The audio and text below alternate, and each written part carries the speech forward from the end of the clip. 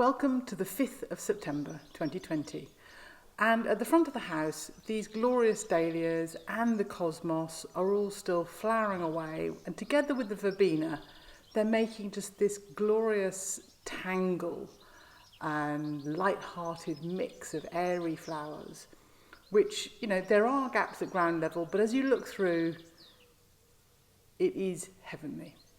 Interspersed at the front of the house by this fabulous hydrangea, which I bought from Mrs. Bullivant back in the day, and I think it's called Altona, and it just has this wonderful series of colours as the flower heads fade. But in this area the mauves really dominate, from this annual aster to the perennial asters, and then I've got some large dahlias which I think are called lilac thyme, and the whole combination of colours really works together with the airy nicotiana. And as you come round the corner you've got the little path up to the Hunky Punk, and this red dahlia and the persicaria at its feet is a fantastic combination. And just as you look across this bed there are all sorts of little secret joys in there, but there is still a sense of repetition and flower and shape. And these little pom-pom dahlias have been fantastic, just a hint of yellow at the base, together with the spiky one, very similar colour, completely different shape and size.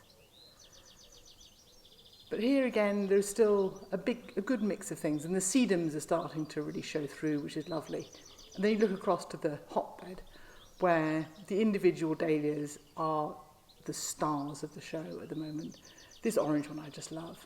And then this Alstroemeria Indian Summer is a complete glory. Several big clumps of that, and it flowers very well. And the Helenium, I've got a couple of clumps of the Helenium and a few of the little Lichnis.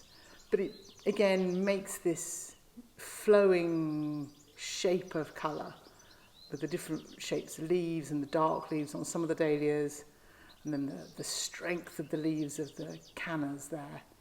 And that combination of the canna and the dahlia next to it is very good this year. Very good combination, though I say so myself. And round in the secret garden, this is just the glory, these enormous dahlias. And they've been going on for weeks and weeks and weeks. And they're starting to spread their flowers out a bit, and, you know, everything takes a bit more time. But the combination of the dahlia with this penstemon and that little geranium, which just has a flash of pink in it, and the aster kind of brings out just that hint of blue tinge on the edges of the purple petals. And I've got a little pom-pom dahlia, same colour, very happy to have the same colour but in different forms.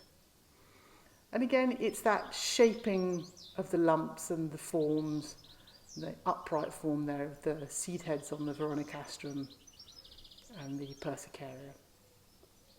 Out in the orchard, it's all about the fruit, but the paths just wind through the long grass and through the fruit trees.